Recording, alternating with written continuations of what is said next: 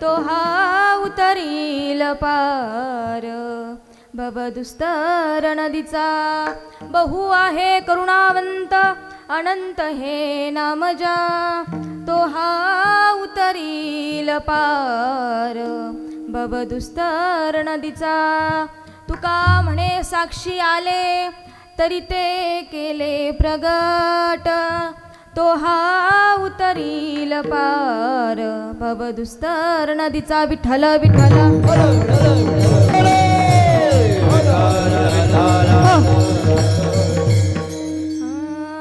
अजम रुक्मिणी प्राण संजीवनंतम परम धाम कैवल्यमेकं तुरीयं प्रसन्नं प्रपन्नार्थ्यं देवदेवं परम ब्रह्मलिंगं भजे पांडुरंग पांडुरंग करो प्रथम नमन पांडुरंग करो प्रथम नमन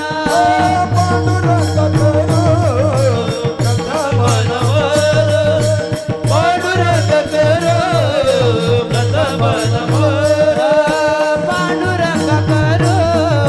प्रथम नमन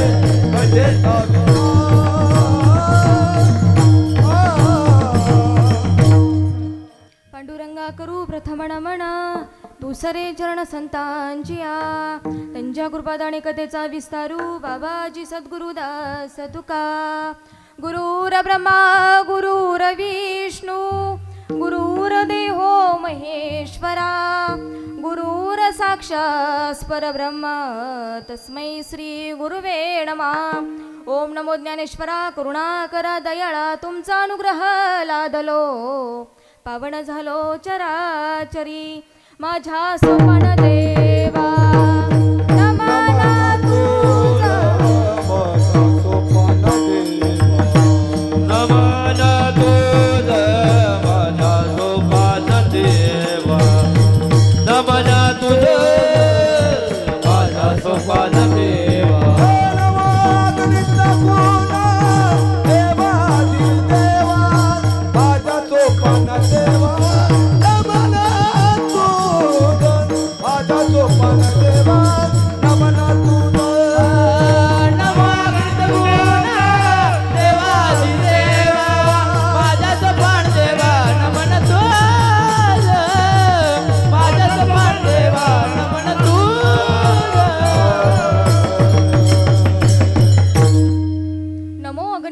देवादी देवा माझ्या सोपान देवा नमन तुझं श्री संताची माता चरणावरी साष्टांग करी दंडवत मस्तक हे पायावरी या वारकरी संतांच्या म्हणा उनी शरण जावे सर्व भावे कोणाला महाराज म्हणतात तुम्ही मनापासून शरण जा पण त्या देवाला कोणत्या म्हणा उनी शरण जावे सर्व भावे देवासी तो हा उतरील पार भवा दुस्तर नदीचा बहु आहे करुणावंत अनंत हे नामजा तो हा उतरील पार भव दुस्तर नदीचा तुका म्हणे साक्षी आले तरी ते केले प्रगट तो हा उतरील पार भव दुस्तर नदीचा प्रस्तुत कीर्तन रूपी सेवेकरता घेतलेला अभंग जगतमान्य जगत वंदनीय देहू निवासी नवे नवे वैराग्याचे मूर्तिवंत पुतळे माझे तुकोबराय यांचा 4 चरणांचा सुंदर असा अभंग सेवेसाठी घेतलेला आहे विठ्ठल विठ्ठल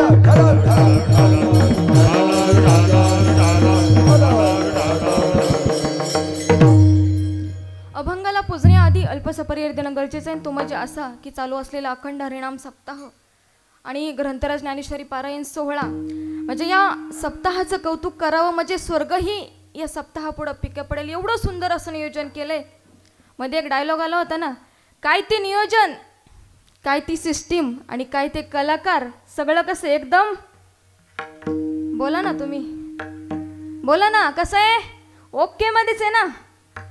सुंदर असं नियोजन आहे. आणि खरं हे नियोजन केलं ते आमचे गुरु समान असणारे आदरणीय बापू. सुंदर असं नियोजन केलं, म्हणजे बापूंचं करावं तेवढं कौतुक कमी. बापू कीर्तनकार आहेत, पण कीर्तनकार असल्यानंतर कीर्तनकाराची एक आशा असते बाबा पाकिट. पहिल्यांदा कीर्तनकाराचा डोळा कशा वाचतो, पाकिट. पण आमचे बापू कीर्तन करतात, पण कीर्तन केल्यानंतर स्वतःसाठी काही राहू नये ही म्हणजे अपेक्षा बापूंची असते. नाही तर सगळे आता कीर्तन करतात, पण असं वाटतं बाबा कीर्तन करतोय, लई नाही पण 2-4 हजार तरी राहावं, अशी प्रत्येक कीर्तनकारांची अपेक्षा असते. पण आमचे बापू कीर्तन करतात, पण कीर्तन झाल्यानंतर सगळे ते गायक वादक तुमचं तुम्ही घ्या, मला फक्त पेट्रोल परत दिलं तरी चालेल. आपण म्हणू शकतो बाबा हा सप्ताह कीर्तनाच्या पाकिटावरती चाललाय, पण तसं म्हणता येणार नाही, कारण सप्ताह मोठा आहे. बापूंचं पाकिट किती आहे, तेवढं पाकिटही घेत नाहीत बापू. म्हणजे याला खरी सेवा म्हणतात, बरोबर आहे ना. कीर्तन आणि सेवा याच्यामध्ये फरक आहे ना. कीर्तन काही कशासाठी करतात, काही पाकिटासाठी करतात, आणि काही सेवा करायची म्हणून कीर्तन करतात. त्यातला एक भाग म्हणजे आमचे बापू आहेत. खरंच बापूंचं करावं तेवढं कौतुक कमी. म्हणजे एवढं सुंदर असं नियोजन, म्हणजे भव्यता, दिव्यता आणि मांगल्यता. आपण म्हणतो ना मंदिर म्हणजे काय, तर म म्हणजे मांगल्यता, दी म्हणजे दिव्यता आणि र म्हणजे रम्यता. एवढं सुंदर असं नियोजन केलंय, याच्यासाठी एकदा जोरात टाळ्या वाजवा. आणि खरंच या कादबाणे परिवाराचं करावं तेवढं कौतुक कमी. म्हणजे बापूच नाही तर सगळेच घरातील बापूंच्या म्हणजे काकू असतील किंवा दोन्ही सुना असतील, दोन्ही म्हणजे ते आमचे अभिजित भाऊ असतील, अभिजितच नाव आहे त्यांचं, त्यानंतर मयूर भाऊ असतील, सगळा परिवार एवढा प्रेमळ आहे की आम्ही कधीही यावं आणि कधीही त्यांनी असं झालं नाही की आमच्यासोबत 2 शब्द बोलले नाहीत. खूप प्रेमळ परिवार आहे. आणि या परिवारामध्ये मला आज कीर्तन करण्याची संधी भेटली, त्याबद्दल मी बापूंचे आभार मानते. त्यानंतर तुम्ही सर्व ग्रामस्थ मंडळी असाल, आणि खरं म्हणजे कीर्तनाला उपस्थित असणारे महाराष्ट्रातील एक नामांकित गायनाचार्य. आता सुरुवात कुठून करू नक्की, अशोकजी महाराज बर्डे, सगळेच इकडून पण सुरुवात आहे, बरोबर आहे ना, सगळे महाराष्ट्रातील नामांकितच आहेत. अशोकजी महाराज बर्डे, सुंदर असं गायन आहे महाराजांचं, त्याबद्दल मी त्यांची ऋणी आहे. त्यानंतर आमची अण्णा असतील, त्यांचंही गोड असं गायन आहे, तेही त्या कार्यक्रमाला उपस्थित आहेत, त्यांची मी ऋणी आहे. त्यानंतर दिनेश महाराज असतील, त्यांची मी ऋणी आहे. त्यानंतर सोनी मराठी फेम, म्हणजे खरंच तरणा भाग्यवंत नटी हरिकीर्तनात म्हटलं जातं ना, त्या प्रकारे महाराजांनी 2 वेळा ब्रह्मगिरीची नर्मदेची परिक्रमा केली. त्याचं फळ म्हणजे महाराजांचा आवाज तुम्ही सगळे ऐकताय आता, बरोबर आहे. त्याचं फळ म्हणजे तरुणपणामध्ये परमार्थ करावा, महाराजांचं करावं तेवढं कौतुक कमी. आणि आता सोनी मराठीवरती महाराज होते. त्यानंतर आमचे बंधू साईराज महाराज जगताप, त्यानंतर कामते महाराज ना, साहिल महाराज महाले, त्यानंतर कामते महाराज, त्यानंतर बाकी सगळी आपण सोपंदेव गुरुकुल आध्यात्मिक वारकरी शिक्षण संस्थेतील सर्व मुली असतील. त्यानंतर टाळकरी असतील, मेमाणे महाराज असतील. आता जे ओळखीचे आहेत त्यांची मी नावं घेते. त्यानंतर परत कीर्तन संपल्यानंतर म्हणतील महाराज तुमचे काय, तुम्ही काय आमच्यावर नाराज वगैरे होता काय, असं नको व्हायला नाही का. त्यानंतर दोन्ही मृदुंगचार्य असतील, आमचे पतिदेव प्रथमेश महाराज शिंदे असतील, त्यानंतर विशाल महाराज विबडा असतील. बाकी तुम्ही सर्व टाळकरी वाळकरी असता. विठ्ठल विठ्ठल.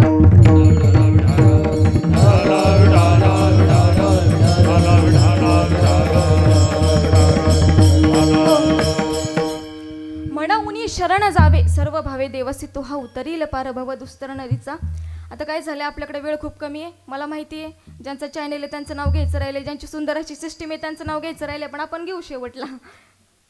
म्हणा उनी शरण जावे सर्व भावे देवसी. महाराज म्हणतात म्हणून त्या देवाला शरण जायचं. आपण म्हणतो ना म्हणून म्हणून म्हणून हा शब्द आपण कुठं वापरतो, म्हणा उनी. ज्यावेळेस आपण सगळे वारीला जातो, वारीला गेल्यानंतर आपण म्हणतो अहो मी वारीला गेलो होतो, तो माझा भगवान परमात्मा कसा दिसतो. ज्यावेळेस शेजारची विचारतात तुम्ही वारीला गेलता काय हो, तुमचा भगवान परमात्मा कसा दिसतो, त्यावेळेस आपण सांगतो अहो म्हणून तर मी म्हणतोय तुम्ही वारीला चला म्हणून. किंवा शेजारची म्हणतात बापूंच्या घरी सप्ताह बसलाय, कसं नियोजन आहे. आपण मग रोज म्हणतोय बाबा चला सप्त्याला, पण येणार नाही. म्हणून तर तुम्ही एकदा सप्त्याला येऊन बघा. म्हणून महाराज म्हणतात म्हणा उनी शरण जावे सर्व भावे देवसी. म्हण उनी म्हणजे काय, तर सगळं सोडून काया वाचा मने चरण दृढ धरू. म्हणजे कायनं वाचणं मनानं त्या भगवंताला काय करायचंय, शरण जायचंय, बरोबर आहे ना. आपण शरण जातो पण आपलं शरण जाणं वेगळं. आता इथं कीर्तनाला बसलेत, बरोबर आहे, देवाचं नामस्मरण करताय, पण काहीच निम्म लक्ष घरी. मग याला मनापासून शरण जाणं म्हणतात का? नाही ना. कायेनं वाचन म्हणजे सगळं सोडून फक्त देव आणि मी. बरं, आता महाराज म्हणतात देवाला शरण जायचं, पण देवाला शरण जात असताना जावं कसं? महाराज म्हणतात ना, म्हण उनी शरण जावे, पण कसं? सर्व भावे देवासी. भावानं शरण जावं लागतं. मग महाराज म्हणतात शरण कोणी जावं, शरण कसं जावं, शरण का जावं आणि शरण कोणी जावं, बरोबर आहे ना. मग शरण कोणी जावं? तर जीवानं कोणाला शरण जावं? देवाला. का देवानं जीवाला शरण यावं? देव आपल्याला शरण येईल का? नाही ना. का? तर आपण त्याचे अंश आहोत, बरोबर. ज्या प्रकारे लेकरू आपल्या आईला शरण जातं, नदी समुद्राला शरण जाते, बरोबर, मासा पाण्याला शरण जातो, शिष्य गुरुला शरण जातो, त्याच प्रकारे आपण म्हणजे जीवानं कोणाला शरण जायला पाहिजे? देवाला शरण जायला पाहिजे. आता तुम्ही म्हणताल महाराज देवालाच का बरं शरण जायचं? देवालाच का शरण जायचं? आपण काय त्यांचा काय आपला काय संबंध आहे का? आपण त्याचे देणे लागतो का? लागतो ना. का? तर जेणे हा जीव दिला दान, तयाचे करावे चिंतन, जगत जीवन नारायण गुण गाईन. तयाचे महाराज म्हणतात ज्या भगवंतानं एवढा सुंदर असा देह आपल्याला भजनासाठी दिलाय, म्हणून त्या भगवंताला शरण जायचं. अजून का जायचं? तर देवे दिला देह भजना गोमटा, तो हा झाला फाटा बाधिकेचा, म्हणून त्या देवाला शरण जायचं. याची देही गडे देवाचे भजन आणि का हे ज्ञान नाही कुठे. त्या देवाला शरण का जायचं? तर अजून महाराज म्हणतात देह हा पाचांचा अनिला उसण्याच्या खिजाची त्याला देणे लागे. महाराज म्हणतात हा देह आम्ही उसना आणलाय, पण तो कशासाठी? दुसऱ्याच्या पंक्तीला जेवाय जायला. मग कशासाठी? तर महाराज म्हणतात हा देह आपण उसना आणलाय, तो भजनासाठी उसना आणलाय. मग आपण या देहामध्ये काय करायला पाहिजे? भजनच करायला पाहिजे ना. म्हणून महाराज म्हणतात म्हण उनी शरण जावे, पण सर्व भावे देवासी, बरोबर आहे.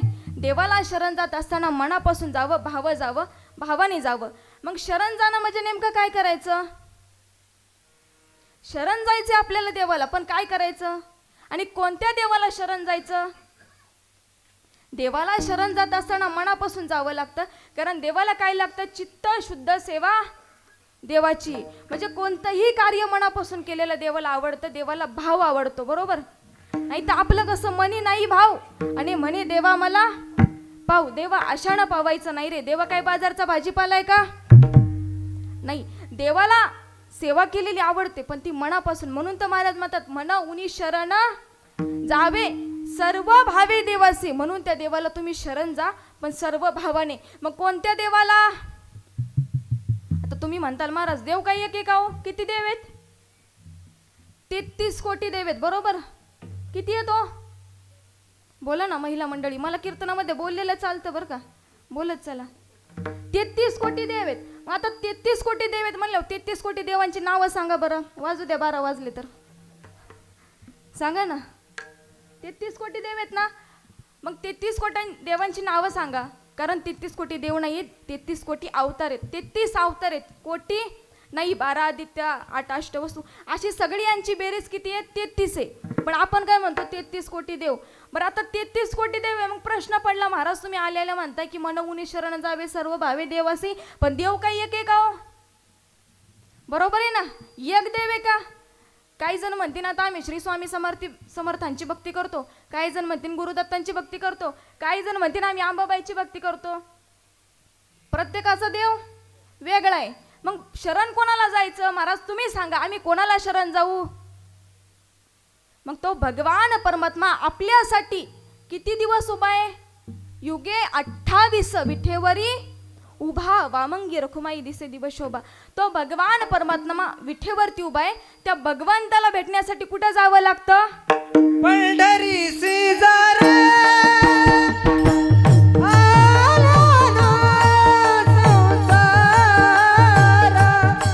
पंढरी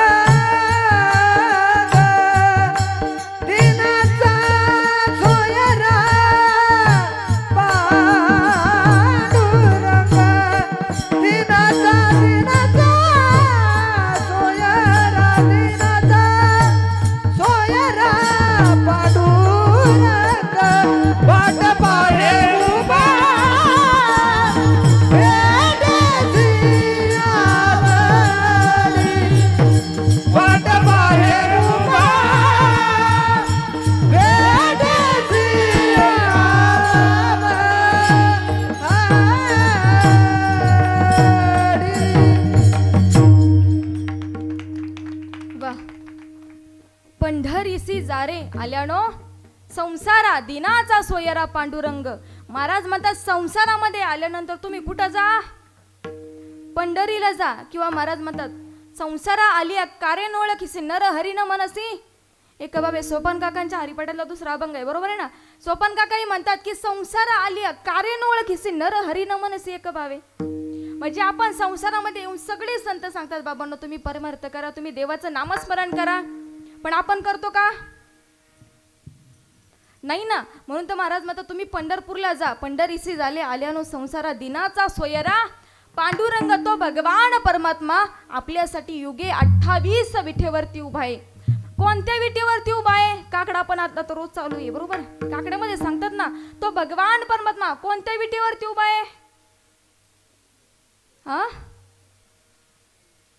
अक्षयी विट चरण तळवटी. तो भगवान परमात्मा त्या अक्षयी नावाच्या विटेवरती उभा आहे. पण तो कोणासाठी, कोणासाठी, भक्तासाठी उभा आहे, बरोबर. आपल्यासाठी तो भगवान परमात्मा उभा आहे. मग आपण काय करायला पाहिजे, त्या देवाला शरण जायला पाहिजे, त्या देवाचं नामस्मरण करायला पाहिजे. उठा वेग करा आल्यानो संसारा. उठा वेग करा आल्यानो संसारा. उठा वेग करा आल्यानो संसारा. उठा वेग करा आल्यानो संसारा. उठा वेग करा आल्यानो संसारा. उठा वेग करा आल्यानो संसारा. उठा वेग करा आल्यानो संसारा. उठा वेग करा. शरण जाऊ तारा पांडुरंगा. शरण जाऊ तारा पांडुरंगा. आल्यानो संसारा. वाट पायू उभेट सियावडी वाट बाहे उभा. भेट सियावडी वाट बाहे उभा. भेट सियावडी. शरण जाऊ तारा पांडुरंग. शरण जाऊ तारा पांडुरंग. वाट पाहे उभा पेटेची आवडी. वाट पाहे उभा पेटेची आवडी. वाट पाहे उभा पेटेची आवडी. वाट पाहे उभा पेटेची आवडी.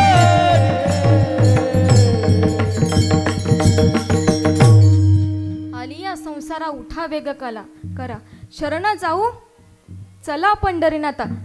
महाराज म्हणतात की संसारामध्ये आल्यानंतर तुम्ही काय करा, संसार करा. मग काय म्हणतात, परमार्थ करा. पण कसा, तातडीनं करावी. तातडी परमार्थाची. महाराज म्हणतात तातडीनं परमार्थ करा. मग कसं, आता उठा जागे वारे आता स्मरण करा पंढरीनाथा. भावे चरणी ठेवा माथा चुकवी व्यथा. जन्माच्या तातडीनं परमार्थ करा. तुम्ही म्हणता बाबा गावामध्ये सप्ताह बसलाय, मग सप्त्याला जायचं पण आज नाही, कधी उद्या. काल्याला जायचं पण कधी, कीर्तन संपल्यानंतर, बरोबर आहे ना. असं आपला परमार्थ आहे. वारीला जायचं पण ह्या वर्षी नको, कधी पुढच्या वर्षी. महाराज म्हणतात तातडीनं परमार्थ करा. तुम्ही म्हणताय बाबा उद्या परमार्थ कीर्तनाला जायचं किंवा वारीला जायचं, पण उद्याचा दिवस तुम्ही पाहताल हे कोणी सांगू शकेल का. खरं तर आपण त्या देवाचा आभार मानायला पाहिजेत. आपण त्या उठल्यानंतर देवाचं दर्शन घ्यायला पाहिजे. देवा तुझ्यामुळं मी आजचा दिवस बघतोय. पण आपण पहिल्यांदा उठल्यानंतर काय करतो, मोबाईलवरती इंस्टाग्राम, फेसबुक, व्हॉट्सअप, कुणाचा मेसेज आलाय. सकाळी सकाळी जर हे पाहिलं तर आपला दिवस किती चांगला जाईल का. पण सकाळी जर तुम्ही त्या भगवंताचं मुख पाहिलं, त्या देवाला नमस्कार केला, त्या देवाचं दर्शन घेतलं, तर तुमचा दिवस चांगला जाईल. पण आपली सुरुवातच मोबाईल, वाईट बातम्या, पहिल्यांदा पेपरवरती पण वाईट बातम्या, दिवस अख्खा वाईट जातो. आपण त्या देवाचं कौतुक करायला पाहिजे. देवा तुझ्यामुळं मी आजचा दिवस बघतोय. का तर हे सगळं चाललंय ते कोणामुळं? त्या भगवंतामुळं चाले. हे शरीर कोणाची असत ते कोण बोलवी ते हरविना त्याच्या हातात ते कोणाला उचलायचं आणि कोणाला ठेवायचं ते बरोबर. त्यामुळं महाराज म्हणतात बाबांनो तुम्ही परमार्थ करा, त्या देवाचं नामस्मरण करा. देवाचं नामस्मरण करणं काही अवघड आहे का? नाही ना. नामसंकीर्तन साधन पय सोपे आणि घेतल्यानंतर काय होतं तर जळतील पापे जन्मांतरीचे न लगती सायास जावे वनांतरा सुखी येतो घरा ठाईच बैसुनी करा एक चित्त आवडी अनंत आळवावा रामकृष्ण हरी विठ्ठल केशवा मंत्र हा जपावा सर्व काळ. महाराज म्हणतात बाबा परमार्थ करायचं एवढं अवघड नाही आहे का? परमार्थ करणं सोपं आहे, फक्त टिकणं अवघड आहे. बरोबर आहे. विठ्ठल विठ्ठल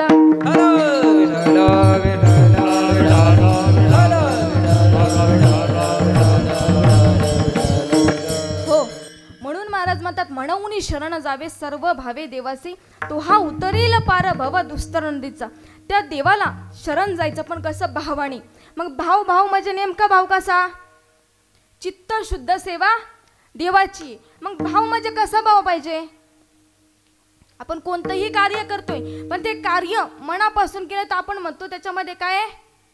भाव आहे. बरोबर. आता आपण म्हणतो बाबा कीर्तनामध्ये की देवाची भक्ती जर भावानं केली तर देव लगेच प्रसन्न होतो, पण कीर्तनातला भाव वेगळा आणि घरचा भाव वेगळा. मग भाव म्हणजे नेमका भाव कसा? देवपूजा करत असताना जर आपलं लक्ष स्वयंपाकाकडे असेल तर त्याच्यामध्ये आपला भाव आहे का? पण आजकाल लोकांना देवपूजा करायची म्हणलं तरी कंटाळा येतोय. सगळे करतात का? नाही ना. काही जण नाश्ता करून करतात, काही जण जेवण करून करतात.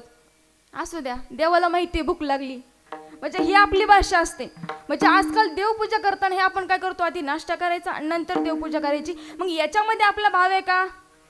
देवा पायी नाही भाव, देवा पायी नाही भाव, भक्ती भरी भरी भाव, भक्ती भरी भरी भाव, समर्पिला नाही जीव तब तो जाण भाव्या विचार, समर्पिला नाही जीव तब तो जाण भाव्या विचार, देवा पायी नाही भाव, भक्ती भरी भरी भाव, समर्पिला नाही जीव तब तो जाण भाव्या विचार, देवा पायी नाही भाव,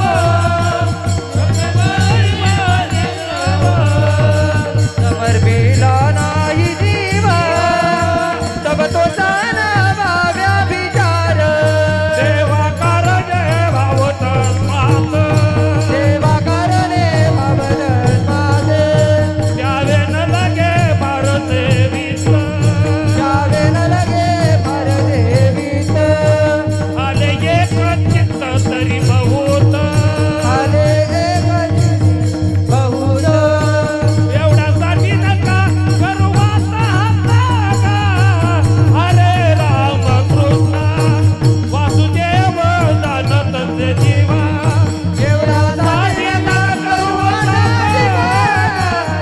हरे राम कृष्ण वासुदेव दानत देवा कारण भावत द्यावे न लागे भारदेवीत, झाले एक चित्त तरी भावूत, एवढ्यासाठी नका करू आता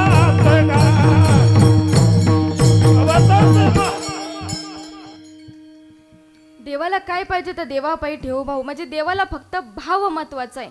बरोबर. देवाला दुसरं काही लागत नाही, देवाला फक्त भाव महत्वाचा आहे. मग तो भाव कसा? मी आता सांगितलं की देवपूजा करायचं मला तरी आपल्याला कंटाळा येतो. बरोबर. म्हणी नाही भावन म्हणे देवा मला पाव, देवा आशानं पावायचं नाही. देवा काय बाजारचा भाजीपाला आहे का? नाही ना. का तर काही ना लगे एक भावाची कारण तुका म्हणे आंड विठोबाचे, देवाला फक्त भाव महत्वाचा आहे. म्हणून सांगतो तुम्हासे बजारे विठ्ठला नाही तरी गेला जन्मवया. जर तुम्ही जन्माला आला पण त्या देवाचं नामस्मरण केलं नाही, त्या देवाला जर तुम्ही शरण गेला नाही तर तुमचं आयुष्य काय झालं? वाया गेलं. म्हणून महाराज म्हणतात तुम्ही त्या देवाला शरण जा, पण कसं? भावानं. मग भाव म्हणजे नेमका भाव कसा? आपण आता देवपूजा करतो, मी सांगितलं, पण देवपूजा करत असताना कसं झालं, बाबा कीर्तनाला गेले. कीर्तनाला गेल्यानंतर बाबांनी आपल्या मुलाला सांगितलं, बाळा मी कीर्तनाला निघालोय, तेवढे आजचे दिवस देवपूजा करून घे. आता बाळ म्हणजे छोटं 5-6 वर्षाचं बाळ असेल का? नाही ना, 20 ते 22 वर्षाचा तरुण. त्याला सांगितलं, बाळा आज तेवढी देवपूजा करून घे, मी कीर्तनाला निघालोय. आता त्या बाळाचा आणि देवाचा संबंध कधी आला होता? तो जोडीनं कधी पाया पडायला गेलता तेवढाच. परत काय तो देवाच्या दर्शनाला गेला नाही. आणि मग देवाजवळ गेल्यानंतर म्हणला, आता बाबांना सांगितले बाबा देवपूजा करायची, पण आपले देव एवढे आहेत का? किती आहेत? कमी आहेत का हो? किती देव आहेत आपले? देवाऱ्यावरती किती देव असतात? 13च्या पुढंच असतात, बरोबर. म्हणजे एवढे देव असतात. मग तो विचार करायला लागला, म्हणला घरच्या एका पोराला आंघोळ घालायची म्हणलं तरी अर्धा तास लागतोय, आणि 10-12 देवांना आंघोळ घालायचं म्हणजे अख्खा दिवस जाणार. आता म्हणला त्यापेक्षा आपण एक काम करावं. काय? मग ते सगळे देव एका कापडामध्ये बांधले, विहिरीवरती गेला. म्हणलं आई मी आता विहिरीवरती आंघोळीला चाललोय, तिकडच देवांना पण आंघोळ घालून येतो. मग तो विहिरीवरती गेला. 2-3 देवांना चोळून मळून आंघोळ घालत होते. त्यामध्येच 4-5 देवांनी पाण्यामध्ये उडी मारली आणि जीव दिला. म्हणले अशी आंघोळ करण्यापेक्षा ते गेलेलं बरं. आणि मग त्यानंतर तो घरी आला. घरी आल्यानंतर आपल्या आईला सांगितलं, आई अगं मी देवपूजा करण्यासाठी म्हणजे देवांना आंघोळ घालण्यासाठी विहिरीवरती गेलो, पण झालं असं 4-5 देवांनी पाण्यामध्ये उडी मारली आणि जीव दिला. आपल्याला काय आलंय? सुतक आलंय, सुतक. आता हे आईनं ऐकून घेतलं, पण बाप ऐकून घेईल का हो? ज्यावेळेस बाबा कीर्तनावरून आले, म्हणले बाबा अहो तुम्ही कीर्तनाला गेले पण लय वाईट घडलं. बाबा म्हणले अरे काय झालं? कोणी वाड्यातलं गेलंय का? अहो वाड्यातलं नाही गेलं, पण आपल्याला सुतक आलंय. त्यावेळेस बाबा म्हणले काय झालं? नक्की काय झालंय? त्यावेळेस तो सांगतो, अहो बाबा तुम्ही मला देवपूजा करायला सांगितली होती, मी देवांना घेऊन विहिरीवरती गेलो, त्यातल्या 4-5 देवांनी पाण्यामध्ये उडी मारली आणि जीव दिला. आता हे बाबांना खरं ऐकून घेतलं असेल का? बाबा म्हणले फक्त 5 मिनिटं थांब. तो 5 मिनिट थांबला. बाबा बाहेर गेले, मस्तपैकी निरगुडीचा फोक आणला. तो जरा चांगला लागतो का? तुम्हाला माहिती असेल आता, बरोबर आहे ना? निरगुडीचा फोक आणला. लग्न झालेल्या पोराला निस्त्या लावण्या आणल्या. लग्न झालेल्याला काय आणल्या? लावण्या हाणल्या. लावण्या ते पण बायको समोर. आता बायको समोर हाणल्यावर त्याला काय कौतुक वाटलं असेल का हो? मग तो निघून मावशीच्या घरी गेला. मावशीच्या घरी गेल्यानंतर मावशी म्हणली अरे लग्न झाल्यापासून 2-3 वर्षातून तू आजच घरी आलास, आज कसं काय तुला मावशीचं घर सापडलं? काय नाही मावशी आलोय तुला भेटायला. बरं बस तुझ्यासाठी मस्त पुरणपोळीचा स्वयंपाक करते. मावशीने स्वयंपाक केला. म्हणली आता जेवण करायचं पण झालंय असं, तुझे काका आणि तुझा भाऊ तालुक्याच्या गावाला गेलेत, फक्त एकच काम राहिले. काय? देवपूजा करायची राहिली. तेवढी देवपूजा करून घे, आपण जेवायला बसू. तो निघून सासरवाडीला गेला. सासरवाडीला गेल्यानंतर सासूबाईचं ते जावाई बुवा लग्न झाल्यास आजच घरी आलाय. तुमचे सासरे आणि मेहुणे गावाला गेलेत, मस्तपैकी आमरसपुरीचा स्वयंपाक करते. आमरस जास्त आवडतो ना लोकांना, आमरसपुरीचा स्वयंपाक करते. बसा. आता स्वयंपाक झालाय पण तेवढी देवपूजा करायची राहिली. पण सासूला नाही म्हणलं तर खायचं वांद जमणार आहे का? सासूला नाही म्हणून. आता ज्यांचं लग्न झालंय त्यांना माहिती आहे, बरोबर आहे ना? सासूला नाही म्हणलं की खायचं वांद. मग आता सासूबाईंना म्हणला चालेल मी करतो देवपूजा. मग सुंदर अशी देवपूजा केली. ज्याला गुलाल त्याला गुलाल, ज्याला बुक्का त्याला बुक्का, ज्याला भांडारा त्याला भांडारा, ज्याला कुंकू त्याला कुंकू, ज्याला गुलाल त्याला गुलाल. सुंदर अशी देवपूजा केली. धूप लावला, अगरबत्ती लावली. शेजारची गंगूबाई आली. गंगूबाई म्हणली शांता, लग्न झाल्यास आजच एवढी सुंदर देवपूजा केलीस काय ग? त्या अगरबत्तीचा वास पर माझ्या घरापर्यंत आला, आज कुठं दिवस उजाडला? त्यावेळेस शांता म्हणते अगं बाया मी नाही केली, माझ्या जावयानं देवपूजा केली. जावई बुवा लईच भारी देवपूजा करताय, येतं का आमच्या घरी देवपूजा कराय? जावई म्हणलं जीव देईल पण परत देवपूजा करणार नाही. मग तो जावई जीव देण्यासाठी परत विहिरीवरतीच गेला. तिथे गेल्यानंतर सावकर भेटले. सावकर म्हणले अरे एवढा तू तरुण कशाला जीव बिव देतोस? माझ्याकडे भरपूर प्रॉपर्टी आहे, सगळी प्रॉपर्टी तुझ्या नावावरती करतो, फक्त एकच काम करायचं. काय? देवपूजा. विठ्ठल विठ्ठल विठ्ठल विठ्ठल विठ्ठल विठ्ठल विठ्ठल विठ्ठल. म्हणून तर महाराज म्हणतात की म्हणून शरण जावे पण सर्व भावे देवासे. आपण आपल्याला ज्या भगवंताने एवढा सुंदर असा देह दिलाय पण त्याची देवपूजा करायची म्हणलं तरी आपल्याला कंटाळा येतो. बरोबर, देवाला काही लागत नाही. सांगितलं ना म्हणून शरण जावे पण सर्व भावे देवासी तो हा उतरील पार बाबा दुस्तर नदीचा. आपण काय करतो संसारामध्ये आल्यानंतर संसार करायचा, नंतर परमार्थाला लागायचं. बरोबर, मग ज्यावेळेस आपण संसार करतो पण संसार करत असताना परमार्थ करतात का? मग ज्यावेळेस महाराज म्हणतात की आपण म्हणतो ना करिता भरोवरी दुरावसी दुरी आणि भवाची पुरी वाहवसे. आपण संसार करता नंतर परमार्थाला लागता, पण परमार्थाला लागल्यानंतर काय होतं, तुम्ही देवापासून दुरावता. कारण तुम्ही परमार्थाला लागता कधी 60-70 वर्ष झाल्यानंतर. ज्यावेळेस बोलता येत नाही त्यावेळेस आपण भजन म्हणायला जातो, ज्यावेळेस गुडघे दबतात त्यावेळेस आपण वारीला जातो. मग याला परमार्थ करणं म्हणतात का? महाराज म्हणतात परमार्थ करावा पण कधी? तरणा भाग्यवंत नटे हरी कीर्तनात तरुणपणामध्ये परमार्थ करायचा. पण आपण 20वं वय लागलं मौज मजा करायची, 40वं वय संसार माग, 60 वर्ष झाले की संसारातून सुटका. मग महाराज म्हणत नाहीत बाबा तुम्ही संसार करू नका, पण करावा ना. पण कसा संसार? सोनी नसावे संसारी असावे, सोनी नसावे संसारी असावे असनी नसावे, संसारी असावे असनी नसावे. भजन करावे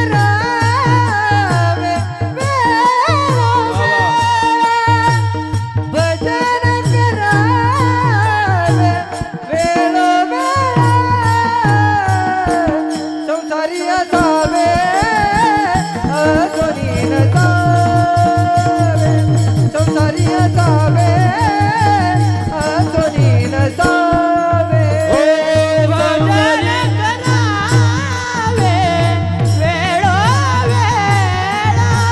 भजन करावे वेळोवेळा, संसारी असावे आसोनी नसावे, संसारी असावे आसोनी नसावे.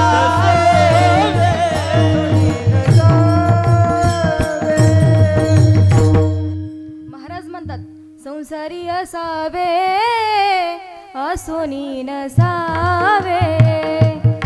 संसारी असावे पण असोनी नसावे. भजन करावे वेळोवेळा, कारण हरिमुखी गाता हरपली चिंता. पण आपण जास्त संसारामध्ये गुंतून राहतो. महाराज म्हणतात बाबा संसार करावा पण कसा?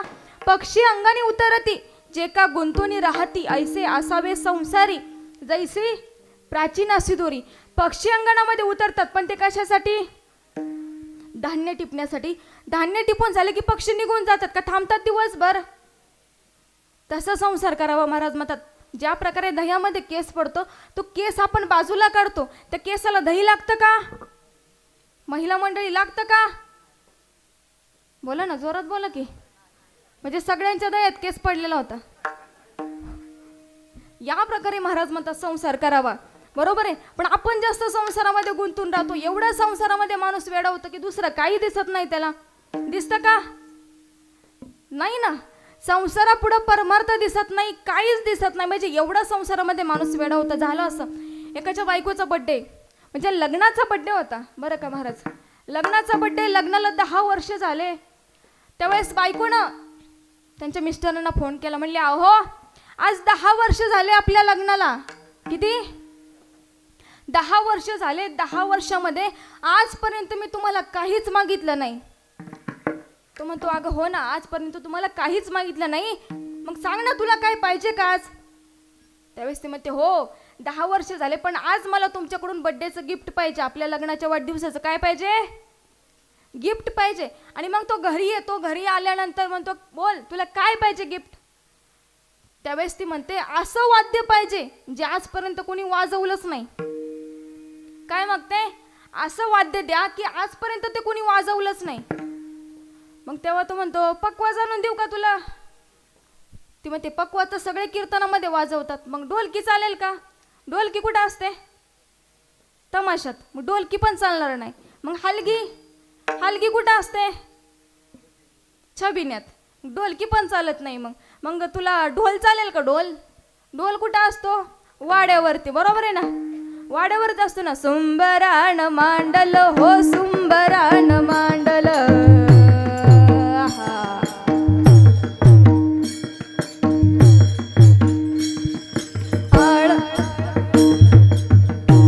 म्हणजे ढोलकी कुठं असते सांगायचं आपल्याला, परत विषांतर होईल. बरोबर आहे ना, ढोलकी ही वाड्यावरती असते. मग तुला ढोलकी चालणार नाही, ढोल चालणार नाही, मग तुला काय पाहिजे काय? आता तो डोक्याला हात लावून बसला. म्हणले असं कुठं वाद्य आहे की जे आजपर्यंत कोणी वाजवलं नाही? मग तो दुकानामध्ये गेला. दुकानामध्ये गेल्यानंतर म्हणला मला असं वाद्य पाहिजे, ते आजपर्यंत कोणी वाजवलं नाही. ते दुकानदार म्हणले तुम्ही पुढं जावा. मग त्यानंतर एक मित्र भेटला. म्हणले अरे काय झालं, तुला काय पाहिजे? त्यावेळेस तो सांगतो अरे लग्नाचा वाढदिवस आहे, बायकोने मागितलं की जे आजपर्यंत कोणी वाजवलं नाही. अरे मग म्हणतो दे ना, पहिल्यांदाच वहिनीनं काहीतरी मागितलं, देऊन टाक. अरे म्हणलं तू कशाला आगीमध्ये तेल ओततो, तुला माहिती ना असं वाद्य भेटणार आहे का कुठं? त्यावेळेस तू म्हणतो अरे चल तू माझ्या बरं, तुला मी ते वाद्य घेऊन देतो. आणि मग तो नेतो कुठं? कुंभाराच्या आळीला. तिथं ते मडकं घेऊन देतो. बरोबर आहे ना, मडकं घेऊन देतो आणि त्याच्यावरती फक्त म्हणतो तू फक्त थाप टाक. आवाज कसा येतो? कसा येतो आवाज? थाप टाकून बघ. अरे आवाज तर लईच गोड येतोय. अरे म्हणलं हे अपुरं आहे, हे तुला मी उद्या पूर्ण करून देतो, मग बघ त्याचा आवाज कसा येतोय. तू घरे जा, उद्या मी ते तुला वाद्य आणून देतो. आणि मग तो काय करतो? ते मडकं घेतो हातामध्ये, त्याला ते काय म्हणतात, माठ म्हणतात, माठ. तो घेऊन तो जंगलामध्ये जातो, मस्तपैकी आगीमोहळ काढतो. काय काढतो? आगीमोहळ. माहिती आहे ना सगळ्यांना, भाषा समजते ना. कसं आम्ही जरा लांबून आलोय त्यामुळं बागात फरक असतो नाही का. आगीमोहळ माहिती आहे. मग ते आगीमोहळ जे असतं ते तो माठामध्ये टाकतो, तोंड पॅक करतो आणि घरी घेऊन येतो. घरी घेऊन आल्यानंतर बायकोला म्हणतो हे घे तुला लग्नाच्या वाढदिवसाचं गिफ्ट. आणि मग ती असं फक्त थाप टाकून बघते तर गुंगुंग गुंगुंग आवाज येतो. आता माशा वळवळ करायला लागतात. ते म्हणते काय गोड वाद्य आणले हो तुम्ही? खुश झाले म्हणले मी आजपासून. मग ते शेजारच्या गंगूबाईला दाखवाय जाते, डॉक्टरीन बाईला दाखवाय जाते, मास्तरीन बाईला दाखवाय जाते. सगळ्या बायका गोळ्या करते चाळीतल्या. आणि मग त्या घरी येतात. घरी आल्यानंतर आता त्या सगळ्या भजनी मंडळातल्या असतात. त्या भजनी मंडळातल्या असल्यामुळं डॉक्टरीन बाई म्हणते हे वाद्य ऐकून मला एखादी गवळण म्हणावीशी वाटते. कोण म्हणतं? डॉक्टरीन बाई म्हणते ह्या वाद्याचा आवाज ऐकून मला एखादी गवळण म्हणावीशी वाटते. पण पुरुषांच्या समोर कसं म्हणणार ना, अशी ती म्हणते. पुरुषांच्या समोर कसं म्हणणार? मग माझी एक इच्छा आहे, सगळ्या पुरुषांना बाहेर हाकला, आपण मस्तपैकी भजन करू. पुरुष म्हणतात सोन्यावनं पिवळं, ते जाताना ते म्हणतात कडी लावा, ते म्हणतात कुलूप लावून जातो. ते जाताना कुलूप लावून जातात आणि मस्त पारावर जाऊन बसतात. मग त्या सुंदर असं आपण भजन ऐकू. आणि मग त्या माठावरती थाप टाकतात. थाप टाकल्यानंतर आवाज येतो. काय येतो? गुंगुंग गुंगुंग. तेवढ्यात ती मास्तरीन बाई म्हणते ह्याचा आवाज एवढा सुंदर येतो, याचं तोंड जर उघडलं तर किती गोड आवाज येईल. मग त्याचं तोंड उघडतात. उघडल्यानंतर आता त्या माशा भरपूर चावतात ना, चावल्यानंतर ते ओरडायला लागतात आई ग आई ग आई ग. तेवढ्यात ते पारावरती बसलेलं पोरग आजोबाला म्हणतं आजोबा भजन अजून सुरू झालं नाही का? अरे झालंय ना, ते काय ते गवळण सुरू झाली ना. आई ग आई नाही ग खाल्ली मी माती. अरे अजून टायमिंग येतो, थांब जरा. अशा माशा मस्तपैकी चांगल्या फोडून वगैरे काढतात. त्यानंतर ते घरी येतात. घरी आल्यानंतर डॉक्टर आपल्या बायकोला ओळखत नाही. तो मास्तरीन बायकोलाच म्हणतो मी तुम्हाला कुठेतरी पाहिल्यासारखं वाटतंय. म्हणजे सांगायचंय काय याच्यामध्ये की माणूस संसारामध्ये घुसतो आणि स्वतःची फजिती करून घेतो. त्यामुळे संसारामध्ये जास्त गुंतू नये. काय करावा? परमार्थ करावा. हे महाराज अभंगाच्या पहिल्या चरणामध्ये सांगतात.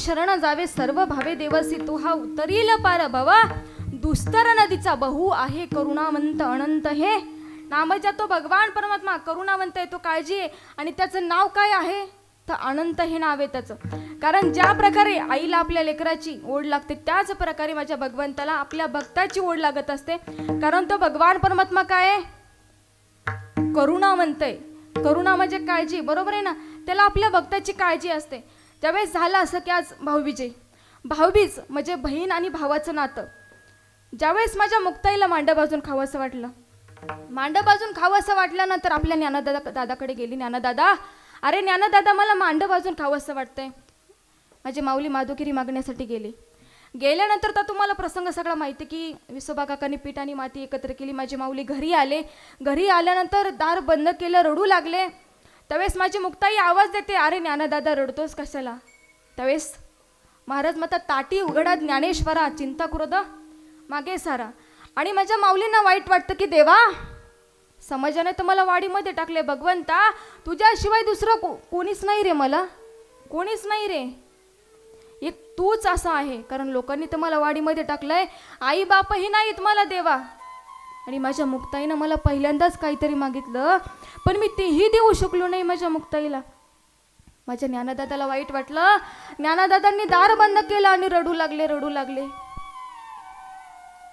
त्यावेळेस माझी मुक्ताई म्हणते अरे ज्ञानदादा नको रडू मला नाही मांड बाजून खायचं मला नको आहे काय फक्त दादा तू रडू नकोस रे त्यावेळेस माऊली बाहेर येतात दरवाजा उघडतात आणि उघडल्यानंतर मुक्ताई पहिल्यांदाच तू काहीतरी मागितलं कारण मुक्ताई मला माहिती माझ्याशिवाय तुला कोणी नाहीये ग कोणी नाहीये आणि तुम्हाला पहिल्यांदा काहीतरी मागावं आणि मी ते मागणं पूर्ण नाही केलं माझ्या माऊलींना वाईट वाटलं देवा का रे तूही माझ्याशी असा वागलास का रे तुझ्याशिवाय तर मला दुसरं कोणीच नाही देवा आता मी तुला भेटण्यासाठी पंढरपूरला येणार माझी माऊली पंढरपूरला निघाले पंढरपूरला जात असताना एका वारकऱ्याला सांगितलं बाबा तुम्ही पंढरपूरला निघाला ना तर माझ्या त्या पांडुरंगाला तेवढा निरोप सांगा मी तुमची खूप आठवण काढतोय पण त्यावेळेस वारकरी खूप त्रास द्यायचे रागराग करायचे माझ्या माऊलींचा आता माऊलींना ठरवलं आपणच त्या भगवंताला भेटण्यासाठी पंढरपूरला जायचं मग पुण्यामध्ये मुक्काम आल्यानंतर आता म्हणतात बाबा पुण्याची गणना कोण करी कारण पुण्यामध्ये दानधर्म केला जातो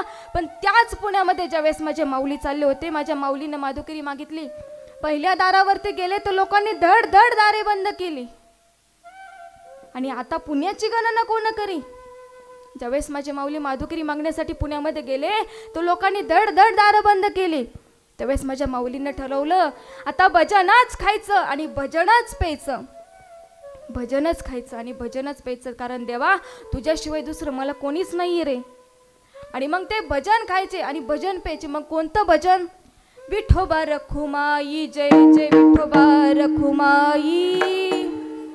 विठोबा रखुमाई जय जय विठोबा रखुमाई भजनच खायचे माझी माऊली आणि भजनच प्यायचे हळूहळू करता 15 दिवस पूर्ण झाले पण माझ्या माऊलींना कधी पाय दुखले नाहीत कधी पायामध्ये काटा टोचला नाही माझे माऊली पंढरपूरमध्ये पोहोचल्यानंतर चंद्रभागेला म्हणाले चंद्रभागा मी तुला नंतर भेटायला येतो नामदेव महाराजांना म्हणले मी तुमची नंतर भेट घेतो पहिल्यांदा माझा सगळा सोयरा तो भगवान परमात्मा ते भगवंताला मला भेटायचंय आणि माझे माऊली दर्शनाच्या रांगेला उभे राहणार तेवढ्यातच तिथे बेगडे प्रधानजी उभे होते ते म्हणले कोण रे तू कुठून आलायस त्यावेळेस माझ्या माऊलीने सांगितलं हो मी आळंदीहून आलोय माझ्या भगवंताला भेटण्यासाठी अरे आळंदीतून आलाय तूच का तो विठ्ठलपंत कुलकर्णींचा मुलगा हो मीच तो विठ्ठलपंत कुलकर्णींचा मुलगा अरे तुमची हिंमत कशी झाली इथे येण्याची लोकांनी तर तुम्हाला वाडीमध्ये टाकले तुम्ही कसे आला इथं लोक तमाशा बघत होते माझ्या माऊलींना बोलत होते तर लोक हसत होते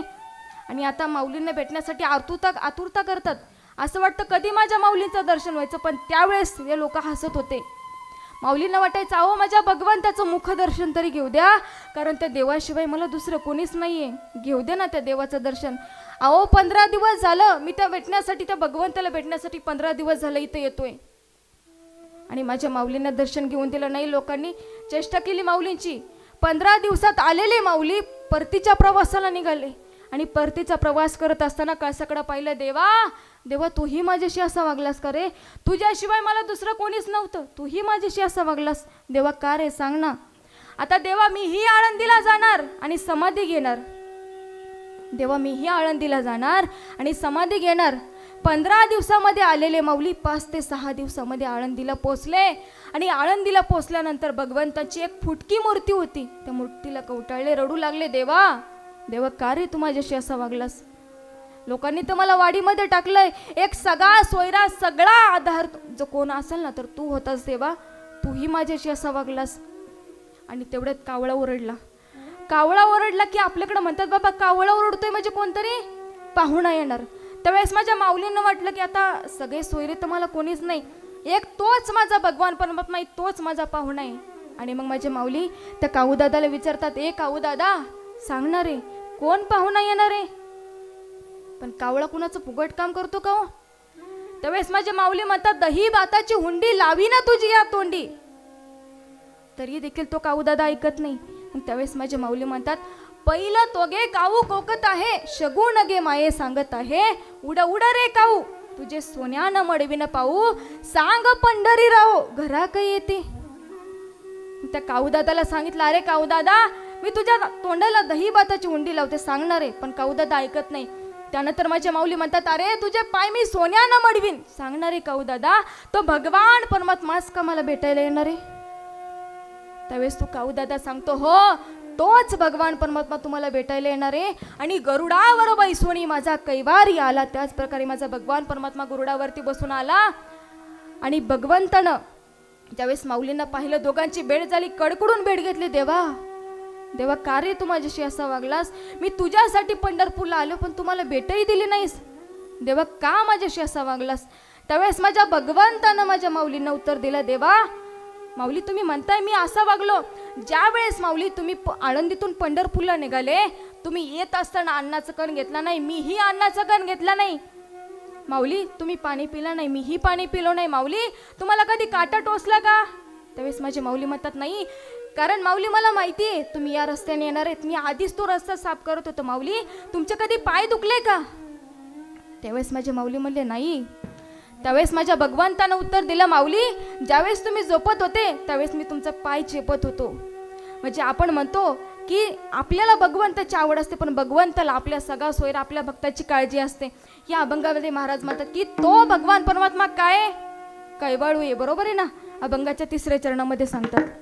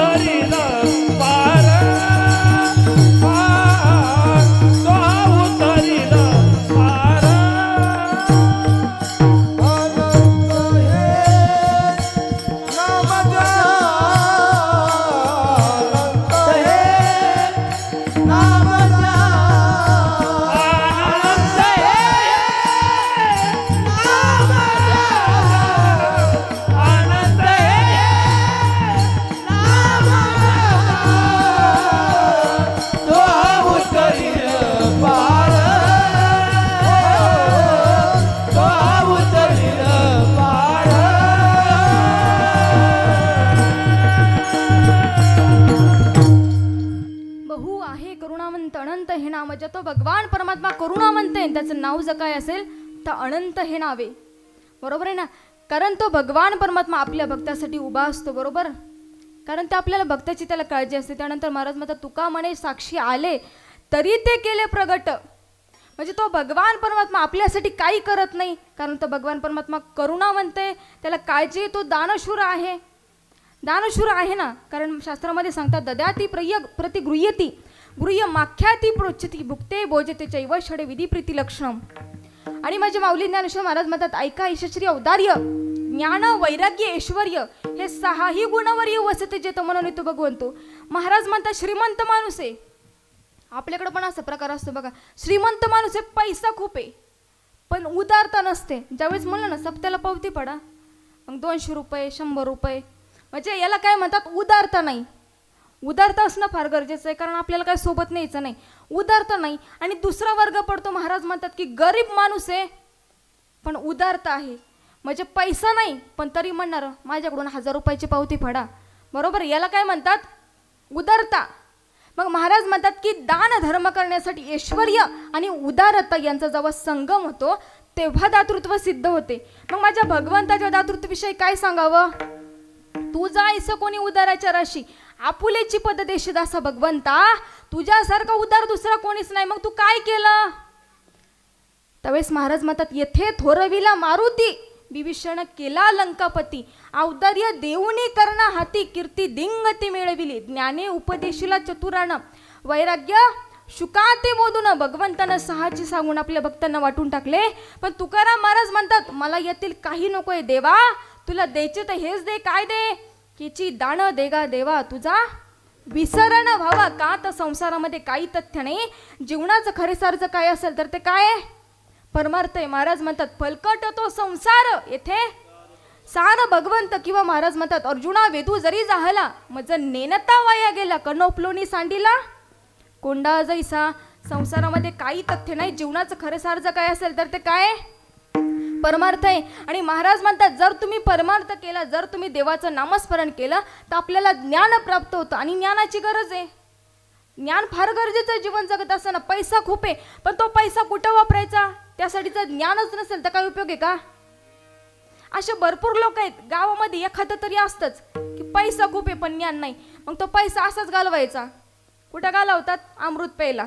म्हणजे त्या गोष्टीचं ज्ञान नाही. म्हणून महाराज म्हणतात बाबा जीवन जगत असताना ज्ञानाची फार गरज असते. माऊली ज्ञानेश्वर महाराज म्हणतात आता अवधारा कथा गहन जे सकळ कौतुकांचे जन्मस्थान की अभिनव उद्धाड विवेक तोरुच. विवेक म्हणजे ज्ञान. ज्ञानाची गरज आहे. किंवा चंद्र तेथे चंद्रिका, शंभू तेथे अंबिका, संत तिथे विवेका असणे की जे संत आणि त्यांच्याकडे विवेक म्हणजे ज्ञान हे असणारच. का तर माझे माऊली ज्ञानेश्वर महाराज ज्ञानाचा सागर आहेत. ज्ञानाचा सागर सखा माझा ज्ञानेश्वर ज्ञानाचा सागर आहे. आपल्याला जीवन जगत असताना ज्ञान फार गरजेचं आहे. कारण आपण ज्ञानानं धनदौलत कमवू शकतो पण पैशानं असं कोणी म्हणणार आहे का की पावशेर ज्ञान द्या, अर्धा किलो ज्ञान द्या? नाही ना. ज्ञान हे कमवावं लागतं. बरोबर आहे? आणि ते प्राप्त होतं ते कशामुळं? तर देवाच्या नामस्मरणामुळं. पण त्याच्यासाठी करावं लागतो तो प्रयत्न. माऊली ज्ञानेश्वर महाराज म्हणतात तो हळूहळू ढाळे ढाळे के तू के नाही केवळे मार्गाचे बळे निश्चित टाकी. किंवा देखे उत्पलवना सारीसा पक्षी फळाशी जोंबे जैसा सांगे नरू केवी तैसा पावे वेगा. तो हळूहळू ढाळे ढाळे के तू के नाही केवळे मार्गाचे निबळे निश्चित ठाकी तैसे देखपा विहंग ममते आदिष्टोणी ज्ञानाते सांख्य सद्य मोक्षाते आकळीती. म्हणजे महाराज म्हणतात की कोणतंही कार्य करत असताना आपल्याला प्रयत्न करणं फार गरजेचं आहे. प्रयत्न जर नाही केलं तर ते असं आहे का दे रे हरे काय ते पलंगावरी? कोणत्याही गोष्टीसाठी काय करावं लागतं? प्रयत्न करावा लागतो आणि लक्ष देणं फार गरजेचं आहे. कोणतंही कार्य असू द्या. मग महाराज म्हणतात तरी अवधान ऐकले दिजे मग सर्व सुखासी पात्र होईजे हे प्रतिज्ञा उत्तर माझे उघड ऐका. कारण महाराज म्हणतात संसारामध्ये आपण संसार करतो पण त्याच्यामध्ये आपल्याला सुख भेटणार नाही. सुख भेटल तर ते कुठं? सर्व सुखाचे आगर बाप रखुमा देवी बर, सर्व सुखाच्या लहरी ज्ञानाबाई अलंकापुरी, सर्व सुख ल्यालो सर्व अलंकार आनंद निर्भरा डुलत असे किंवा रूप पाहता लोचनी सुख झाले होसनी. सर्व सुखाचे आगर बाप रखुमा देवीवर किंवा म्हणे नर हरी सोडणार. म्हणजे तिथं आपल्याला सुख भेटणार आहे पण आपण संसारामध्ये सुखाची अपेक्षा करतो. आपल्याला असं वाटतं बाबा हे पकवाज वाजवतात यांच्यासारखं सोपं काही नाही सिस्टीमवाल्यांना वाटत असेल. पुढच्या वर्षी आपणच पकवाज शिकावा. पकवाज वादकांना वाटत असेल 2 तास उभं राहिलं लागतंय तिथं आपलं खुर्चीवर बसून मस्तपैकी काय नसते बटणं फिरवायच्यात. बरोबर आहे ना. म्हणजे आपल्याला समोरच्याला असं वाटतं की बाबा याच्यासारखं सुखी कोणी नाही. टाळकऱ्यांना वाटत असेल कीर्तनकारासारखं सुखी कोणी नाही. बरोबर आहे.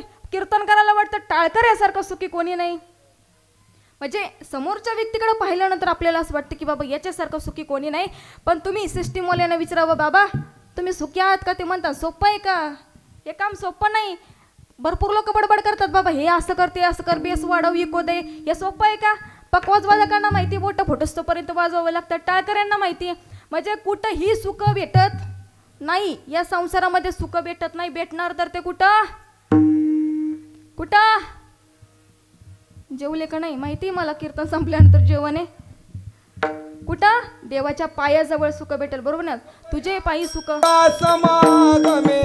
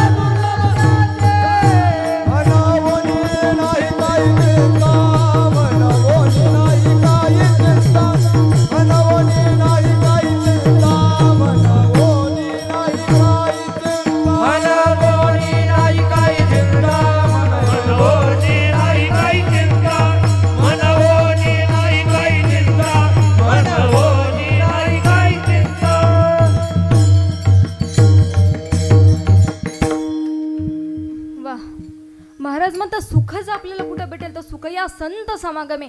संतांच्या संगतीमध्ये सुख आहे किंवा संत संगतीचे काय सांगू सुख आपणापारिके नाही. ते सुख भेटेल तर ते संतांच्या संगतीमध्ये कीर्तनामध्ये सुख भेटेल. बरोबर आहे. भजनामध्ये सुख भेटेल. पण संसारामध्ये सुख भेटेल का नाही ना. कारण तो भगवान परमात्माचा असा आहे. महाराज म्हणतात सुखरूप ऐसा कोणी माझ्या पांडुरंग वाचून. कारण तो सुखरूप आहे. त्याला बघितलं ना सगळा शीनच निघून जातो. तर जे पंढरपूरला गेले त्याला माहिती की ज्यावेळेस आपण पंढरपूरला जातो कितीही 15 दिवसाचा प्रवास असतो वारीचा. पण ज्यावेळेस त्या भगवंताला डोळे भरून पाहतो ना. डोळे भरून या पाहिनं तुझे मुख याची माझं सुख दे देवा. त्या भगवंताला डोळे भरून पाहिलं ना की सगळा शीन निघून जातो. म्हणजे तो भगवान परमात्मा कसा आहे. 56 भाषांचा केला शे गौरव. यातील माऊलींचा कन्नडमध्ये अभंग आहे. माऊली सांगतात कसा आहे तो माझा भगवान परमात्मा. अगाणी कुळे चिकणा मातो अगाणी कुळे चिकणा मातो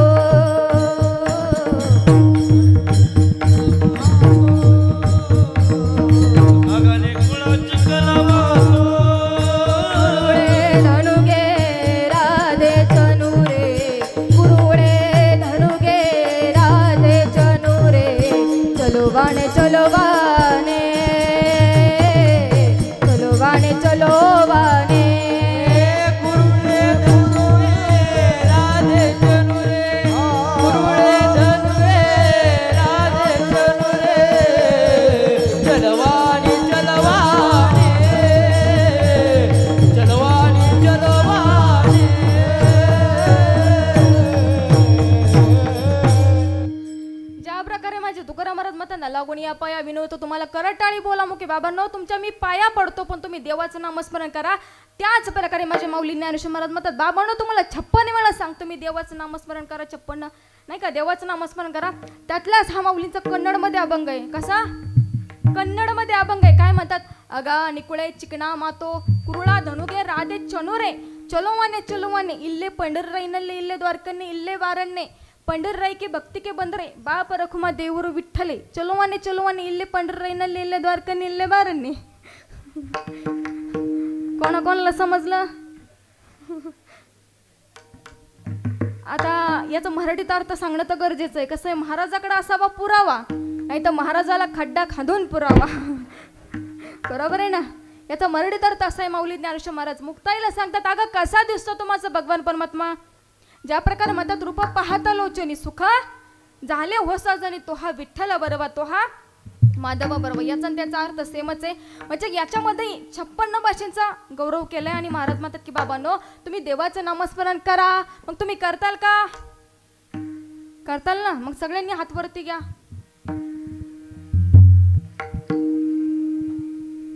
आता 2 तास अशीच राहू द्या. विठोबा रखुमाई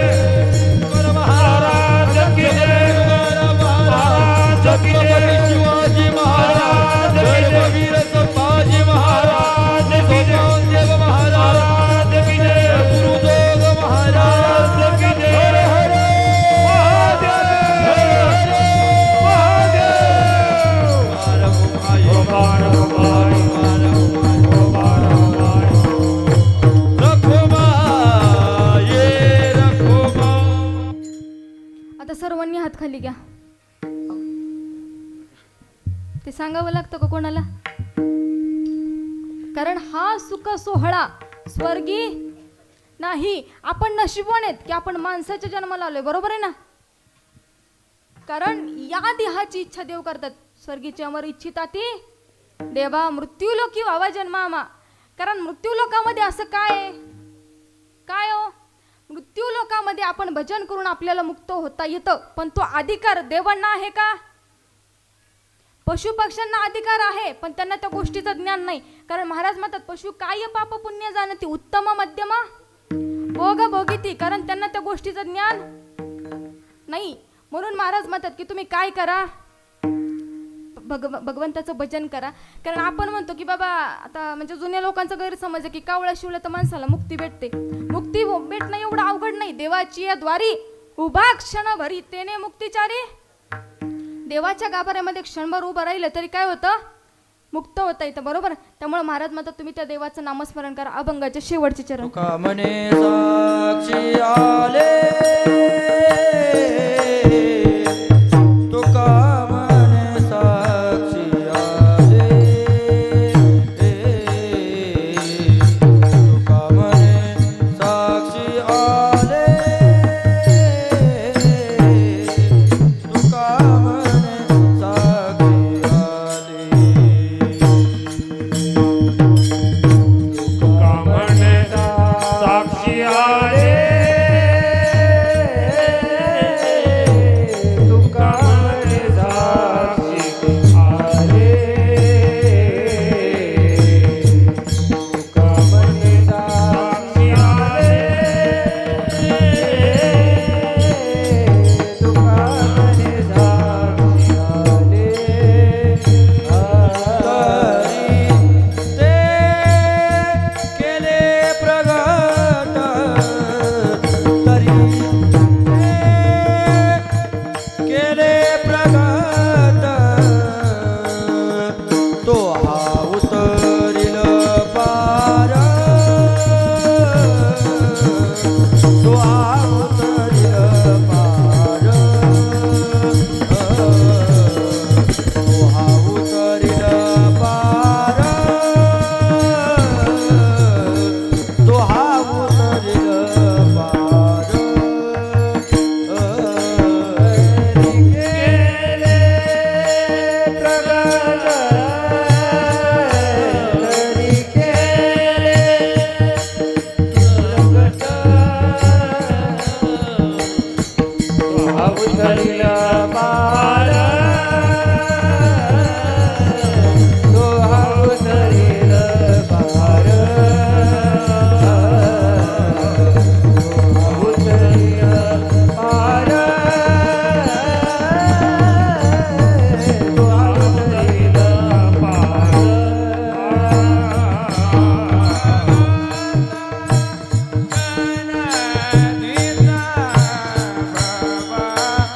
नुसता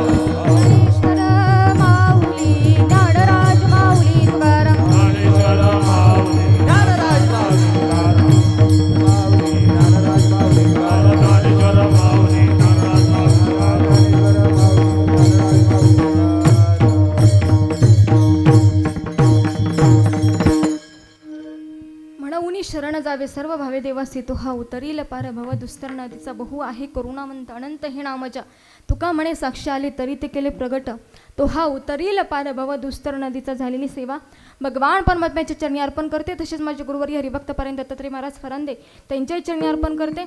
तसेच कार्यक्रमाला उपस्थित असणारे सर्व गायनाचार्य असतील, टाळकरी असतील, माळकरी असतील, मृदुंगाचार्य असतील. तसंच खरं आमचं नशीब आहे की आज यांच्या सिस्टीममध्ये आमचं कीर्तन वाजलं म्हणायला काही हरकत नाही. त्यांच्यासाठी एकदा जोरात टाळ्या वाजवा. सुंदर अशी सिस्टीम आहे महाराजांची. त्यानंतर आमचे फाळके महाराज सुंदर असं चॅनल आहे त्यांचा, महाराष्ट्राच्या बाहेर त्यांची म्हणजे कीर्ती आहे. त्यांच्यासाठी एकदा जोरात टाळ्या वाजवा. कारण हे कीर्तन फक्त आपणच पाहत नाही, तर जगभर कीर्तन चाललंय, बरोबर आहे. त्यानंतर झालेली सेवा भगवान परमात्म्याच्या चरणी अर्पण करते. तुकाराम तुकाराम